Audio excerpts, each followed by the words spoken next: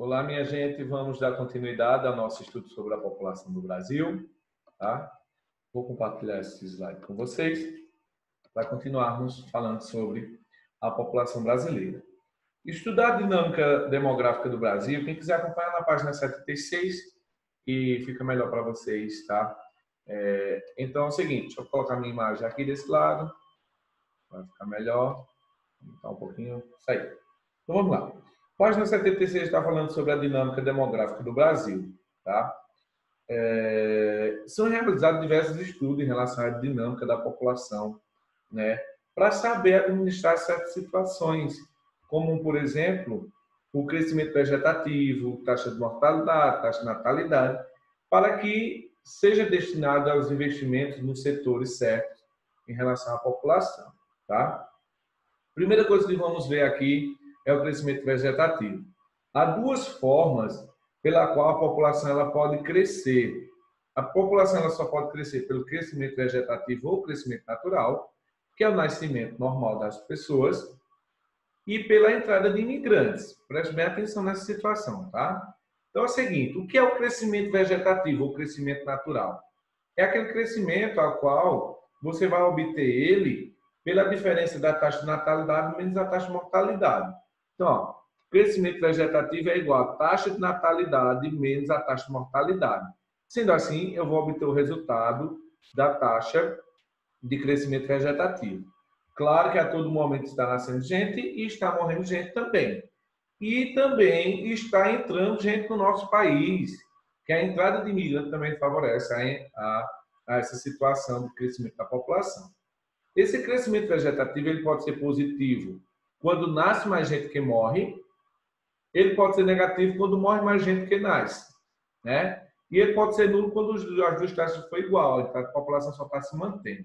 Então, nesse contexto, se formos analisar a situação do Brasil, eu só quero que vocês analisem aí, é porque eu dei um pulozinho aqui no slide, o crescimento vegetativo está na página 78, e lá diz assim, ó, que é obtida através de uma subtração da taxa de mortalidade em relação à taxa de natalidade. Beleza. Os movimentos migratórios favorecem a entrada e a saída de pessoas, que a gente vai falar sobre isso daqui a pouco, tá? Então, vale salientar o seguinte, ó, que ao longo do tempo, a taxa de crescimento vegetativo do Brasil despencou. Por que despencou, professor? Olha lá na página 79 esse gráfico. Veja aí, ó. Houve um crescimento até 60 e depois despencou. Por quê, gente? Foram várias situações que vai acontecer isso. Daqui a pouco a gente fala sobre isso. Vamos aprender outros conceitos. Crescimento vegetativo vocês já sabem, tá? Vamos aprender agora o conceito de natalidade e de mortalidade. Como se obtém a taxa de natalidade e a taxa de mortalidade? Percebam aqui, ó. A taxa de natalidade é o número de nascidos durante o ano dividido por população, pela população. Isso está no livro de vocês, na página 76. Então, o número de natalidade é correspondente a 1.000 habitantes, tá certo? Claro que a gente não vai fazer essa continha aqui, é só para vocês saberem como obtém-se a taxa de natalidade, tá certo? Veja lá, a taxa de mortalidade é do mesmo jeito para cada 1.000 habitantes. Então, o número de óbito para cada 1.000 habitantes durante um ano. E a expectativa de vida é a idade a qual a população ela possa vir a atingir ao longo do tempo. Vale salientar o seguinte, que a taxa de natalidade brasileira também despencou ao longo do tempo. Eu vou dizer a vocês alguns fatores que estão no livro de vocês, só para vocês terem ideia aí. Ó. Taxa de natalidade, como ela é obtida, está na página 76. Na página 77, vem falar já sobre a taxa de fecundidade, que é o número de filhos por mulheres. Isso vai mudar muito. Deixa eu virar aqui o slide. Ó, a taxa de natalidade do Brasil ela despencou de 1940 até 2010, só para vocês terem ideia. Olha lá. Claro que cada região também tem uma situação diferente. Em 1940, olha, a taxa de natalidade era de 7,17 filhos por mulheres. Então, professor, como é isso? Veja, gente, é uma porcentagem. Aliás, vai dar em casas decimais porque é o número de filhos por mulheres. É a taxa de fecundidade. Está no livro 77. Está na página 77. Veja, a taxa de fecundidade é o número de filhos por mulheres. Então, se você pega a quantidade de mulheres de 15 a 49 anos e divide a taxa de natalidade do Brasil de um ano por essas mulheres, claro que vai dar em casas decimais. Então, veja, em 1940, no Nordeste era de 7,17 filhos. Veja o quanto caiu em 2010. No Norte, né? No Nordeste, olha, caiu para 2,6. Veja no Sudeste, 1,7. Sul, 1,78. E assim sucessivamente. Então, é perceptível que caiu a taxa de natalidade, ou seja, parou de nascer gente no Brasil, mas também é perceptível que a taxa de fecundidade também fez com que houvesse essa diminuição. Minha gente, era muito comum a gente encontrar pessoas que tinham 8, 10, 15 filhos lá na década de 70, 60. Na década de 80 já começou a mudar. Eu vou falar sobre isso daqui a pouco. A taxa de mortalidade é o número de óbito por pessoas. Aliás, o número de óbito por 1.000 pessoas em um determinado espaço. Só que a taxa de mortalidade infantil é a quantidade de morte daquelas pessoas que atingem até um ano, né? É a morte até um ano. E perceba que houve uma diminuição. Se houve uma diminuição de 1990 até 2012, da mortalidade infantil, que vai de 0 a 1 ano de idade, isso significa que melhorou a qualidade de vida do brasileiro. Então, havendo essa melhor qualidade de vida, vai despencar também essa taxa de mortalidade. O crescimento vegetativo, como eu disse a vocês, segundo o IBGE 2017, ocorreu um crescimento vegetativo de 1,7 ao ano. É considerado baixo para que a população ela se mantenha.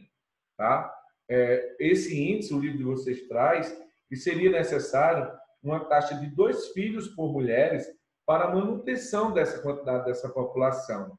Então, o Brasil está entrando num declínio. A população brasileira está envelhecendo na realidade. O número de 1980, o número de pessoas por família, era de 4,5. Em 2010, a média caiu para 3,3. E isso, atualmente, chega a ser 1,6 filhos por mulheres. Então, a tendência é cada vez mais que isso vinha a diminuir. A taxa de fecundidade, a taxa de natalidade, ela está diminuindo ao longo do tempo.